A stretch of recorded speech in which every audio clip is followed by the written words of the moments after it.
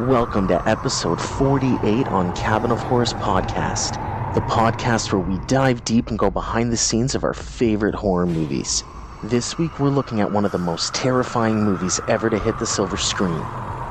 Take a seat and join us as we go over the 1990 American psychological horror film Exorcist III. Written for the screen and directed by William Peter Blatty, based on his 1983 novel Legion. Now let's dive deep into the scares with your host Cabin at the Cabin of Horrors. Hey everyone, thanks so much for tuning in to episode 48 on Cabin of Horrors podcast. It is great to be back and talking with all of you about horror movies. We're going to dive deep into Exorcist III on this episode, go behind the scenes, talk about everything that went into how awesome this movie was. I don't know about you guys, but I feel like Exorcist III is a super underrated sequel. And the reason being is because, of course, The Exorcist is considered the scariest movie of all time.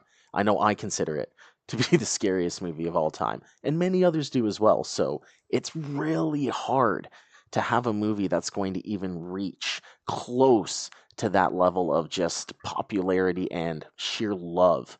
And proof is in the pudding if you look at Exorcist Believer, right? Like, I know it's not a whole thing of like, oh, it's not the original. I understand it was crap from what I hear. I don't think I've actually seen many people say it was good. I have seen a few that said it was good, but I wouldn't consider those people necessarily horror fans.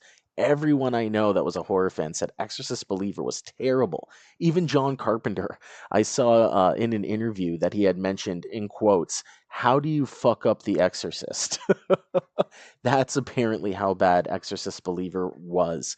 And if you saw it, I'd love to hear about it and hear your thoughts.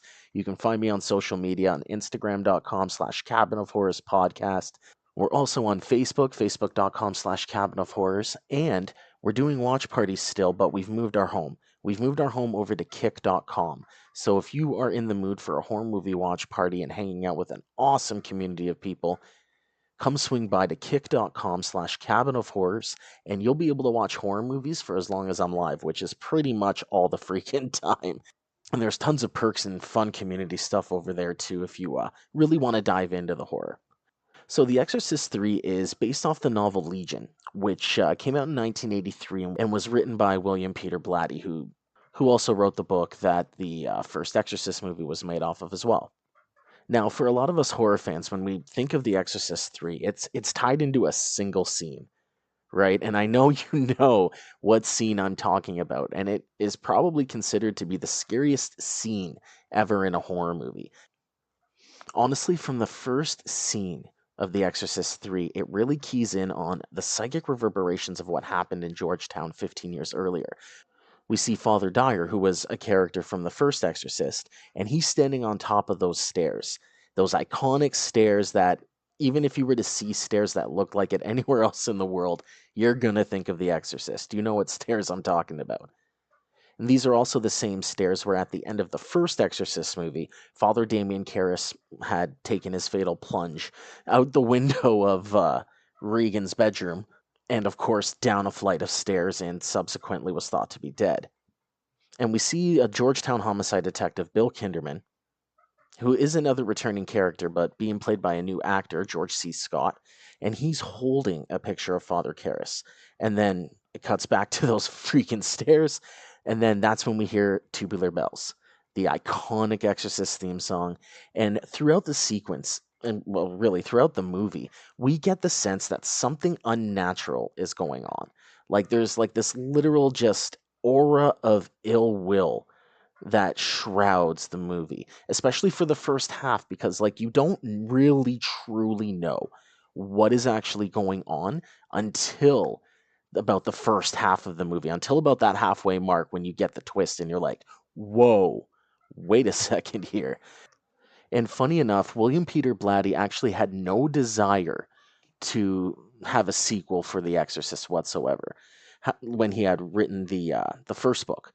However, eventually he came up with a story and he titled it Legion, and it featured Lieutenant Kinderman, who was a prominent character in the original Exorcist novel as well.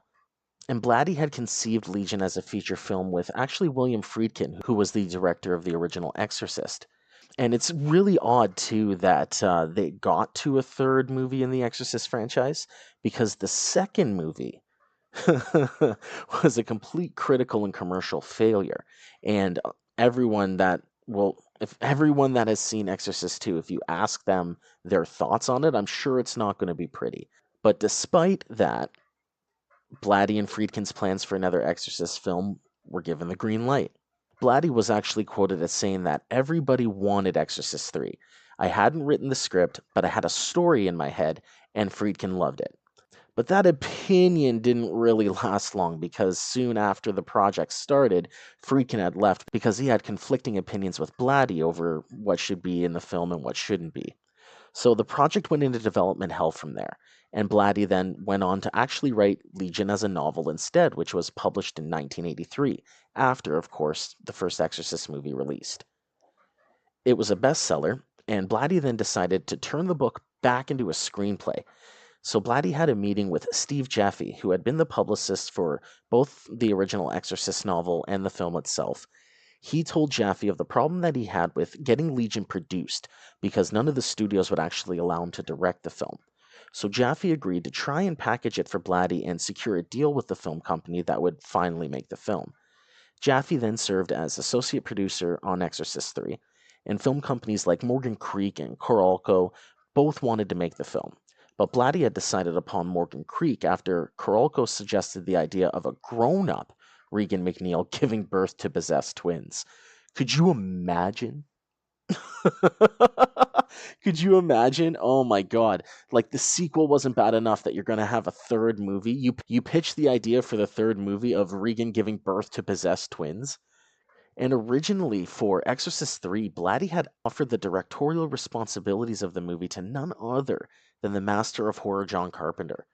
And Carpenter was initially interested, but unfortunately he had to back out over creative differences, which I see a theme here. Right? Like, I see a theme here that Blatty really wanted his vision of Legion and his vision of The Exorcist just as a whole, as a story, to be exactly as he wanted it to be. I feel like he didn't want, he like truly didn't want outside influence or outside opinions from anybody to change what he wanted to see in the film and how he wanted the story to be portrayed.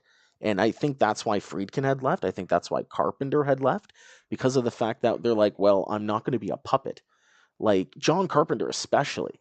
Like, the man is a creative fucking genius. He's not going to be somebody's puppet and just point where you tell him to point and, all that kind of stuff. He has his own vision, he has his own creativity, and he has his own way of working. So I can totally see that clashing with Blatty if he wanted to see his vision portrayed in a very specific way. And in the book John Carpenter, The Prince of Darkness, Carpenter actually goes into explaining his reasons for not directing the film. He said, I met with Blatty over the course of a week, perhaps a week and a half. He had director approval, so he was testing and probing me to find out who I was and how smart I was and whether or not I should direct the film. I was ambivalent about the script, primarily because it didn't have an exorcism. Our time together was a lot of fun. We talked about everything. I kept suggesting a third act exorcism and pushing the both of us to come up with some new, exciting, and grotesque devil gags. Blatty was resistant. He wanted to direct it and wanted to stay very close to his novel. I respected Blatty, figured out that he really wanted badly to direct the picture, and felt that I couldn't get what I needed, so I withdrew from The Exorcist III. End quote. That is exactly what I was just saying. So that is 100% confirmation from the master of horror himself in a very nice way. I feel like he very nicely said he wanted me to be his puppet and he wanted to do everything, but he just wanted me to be the director and follow his rule kind of deal, which of course Carpenter's not going to do. It wouldn't make sense for him, especially at this point in his career, because this came out in 1990. By this time, Carpenter's already a very established filmmaker. Like, he's already done Halloween, he's done The Thing, he's done Christine. Like, there's so much. The Fog, like, Carpenter is just at the top of his game by 1990. So he's not going to take a project where he's like, oh, okay, I'm just going to sit here and basically rake in the money without having to do anything. When it came to casting, the central role of Lieutenant Kinderman had to be recast because Lee J. Cobb, who had played the part in the first Exorcist movie, actually died in 1976. So George C. Scott from The Changeling fame signed up for the role and was impressed by Blatty's screenplay. He says, quote, "It's a horror film and much more. It's a real drama, intricately crafted with offbeat, interesting characters, and that's what makes it genuinely frightening." There were also several cast members from Blatty's previous film, The Ninth Configuration, who appeared in Exorcist III. Jason Miller reprised his role of Father Damien Karras from The Exorcist and was billed only as Patient X in the end credits of Exorcist III. And filming itself only had an $11 million budget, and it was tentatively titled Exorcist Legion, and was shot on location in Georgetown for 8 weeks in mid 1989. The additional interior filming took place in DEG Studios in Wilmington, North Carolina.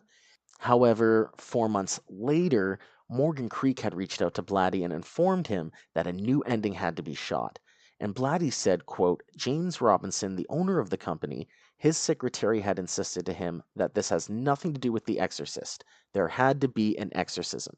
See, that's another underlying theme here, is that everybody except Blatty wanted an exorcism in this movie, which I understand why.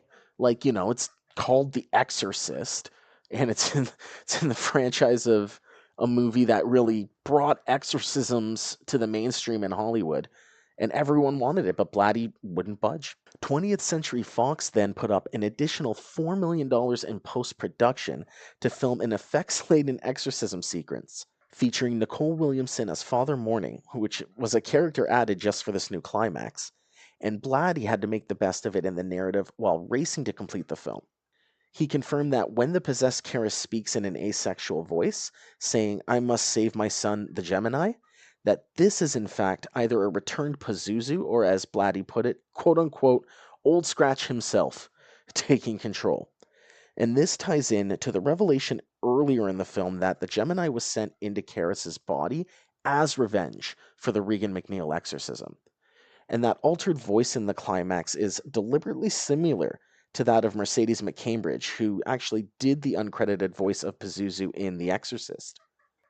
Blatty later has been quoted on talking about the climatic exorcism scene that he never wanted. He said, "It's all right, but it's utterly unnecessary and it changes the character of the piece." Although at the time, Blatty had told press as well that he was happy to reshoot the film's ending and have the story climax with a frenzy of special effects, apparently that was a compromise that was forced on Blatty against his wishes. He says, "The original story I sold Morgan Creek and that I shot ended with Kinderman blowing away Patient X. There was no exorcism. But it was a Mexican standoff between me and the studio." A Mexican standoff. He actually said, "But it was a Mexican standoff between me and the studio." Wow. "I was entitled to one preview, then they could go and do what they wanted with the picture.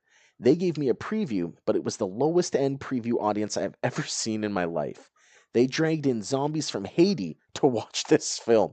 It was unbelievable. But I decided better I should do it than anyone else. I foolishly thought, I can do a good exorcism. I'll turn this pig's ear into a silk purse. So I did it." Wow, this man is a character. Like, this man is a fucking character, I tell ya. The execution style ending that Blatty pitched to the studio, which was in the shooting script and was actually filmed, it completely radically changes the ending of both the novel and the first screenplay adaptation that was developed from the novel. Because the novel ends with the Gemini killer summoning Kinderman to his cell for a final speech and then just willingly drops dead after his alcoholic, abusive father dies in a natural death from a heart attack. And this was all because his motive for killing was always to shame his father. So the Gemini's purpose for remaining on Earth no longer exists, and he kills Karras in order to leave his host's body. And in Blatty's original screenplay adaptation, the ending is similar to the novel, except the Gemini's death is not self-induced. It's actually forced supernaturally and then suddenly by the death of his father. So in both novel and the early screenplay, the Gemini's motives for his murder are also given further context.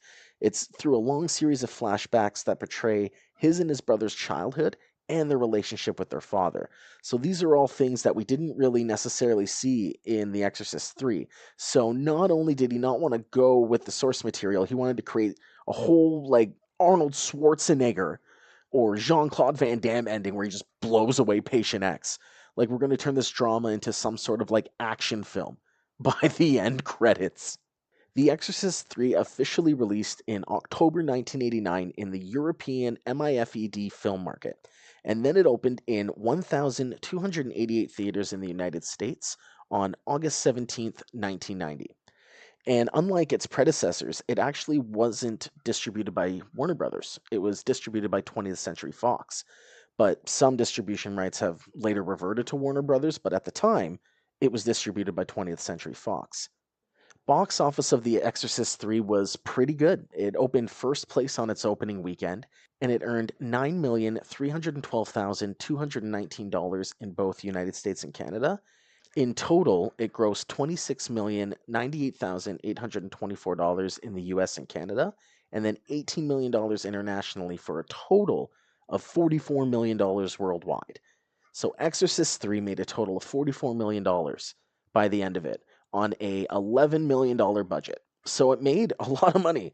Obviously, it made $33 million in the early 90s, which is ridiculous money today.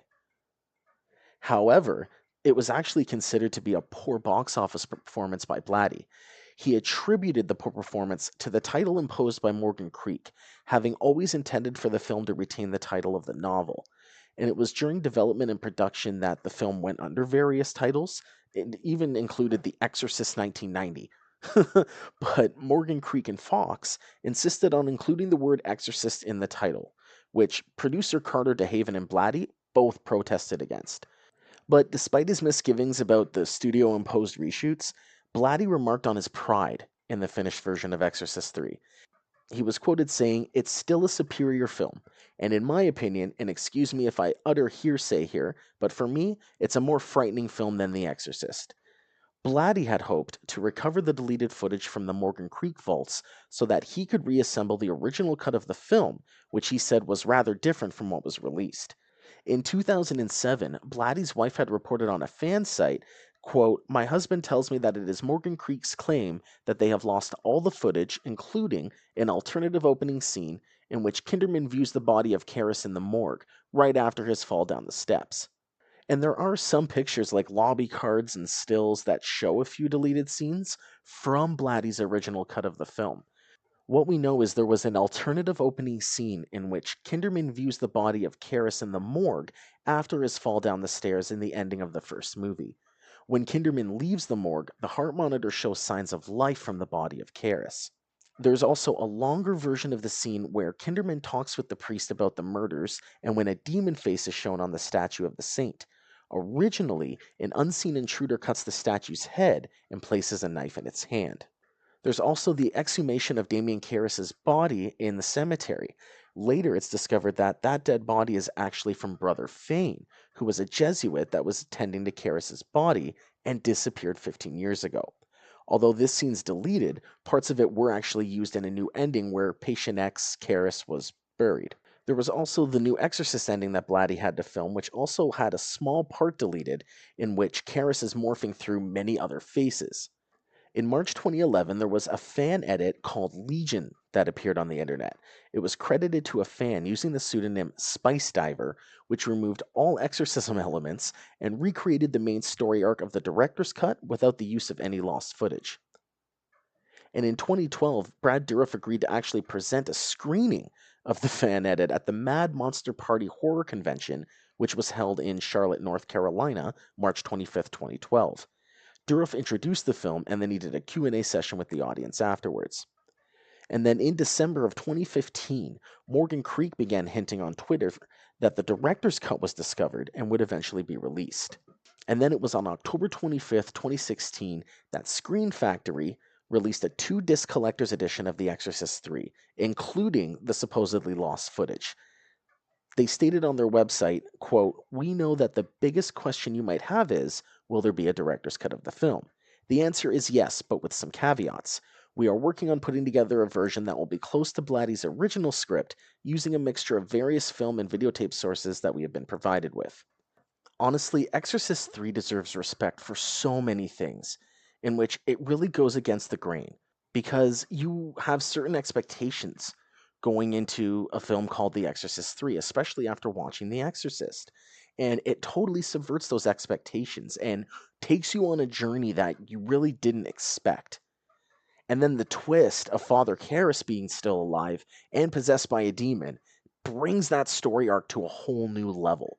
This movie looks at two individuals who have experienced severe trauma and doubt from the first Exorcist and then explores how they've been coping with it, which isn't really territory that's always visited in horror movie sequels. It's a story where an old man takes on an internal evil when he's nearly out of the game. George C. Scott is so well written in this. He's the perfect blend of just curmudgeon and sarcasm throughout the whole movie. Like, I cannot express how good he is in this movie. Not only that, but the exchanges that he has with the Gemini Killer are so good, and they don't get enough credit. Like, these were two masters of their craft. George C. Scott and Brad Dourif, just working with flowing dialogue. And I would say it rivals the Clarice and Hannibal dialogue in Silence of the Lambs. Like, Brad Dourif killed it in that role. And I feel like he is so underrated in that after that performance, he really should have just blown up. Like, that performance was Oscar worthy. It was incredible. And the thing about horror movie sequels, too, is that sometimes they can get lost in the nostalgia of their predecessors, right? We see this all the time. Like, Halloween Ends, Halloween, really, the Halloween trilogy reboot in general, it was all about, it was good, don't get me wrong. Like, the Halloween 2018 and Kills I thought were great, but it was very built around the nostalgia of the movies that came before it. And it was really satisfying to see The Exorcist 3 do that in a very classy way, but not overdo it. Like, they gave kudos to the iconic stairwell from the first film, and they brought Karras back, but they didn't really hang on to the first one and just latch on to it for everything that it was. Like, you could watch The Exorcist 3 as its own. You could watch that movie if you've never seen the first one. It won't be as impactful because of the Father Karras twist, but you can watch it on its own and it's still an absolutely incredible movie. And another reason that it's really good and impressive as a horror film is the fact that it doesn't really show much gore at all, which is strange considering horror movies of the time, right? Late 80s, early 90s. Most horror movies were pretty gory. If anything, this functions with practically the opposite impulses of a slasher. Instead, Exorcist 3 terrifies you through imagination, cleverly cutting to appropriate images before a death takes place, the sound design, everything about this movie brings you on a terrifying journey. And you would think that tactics like this shouldn't be so effective, but Blatty knows how to get in the audience's head and plant those seeds of fear.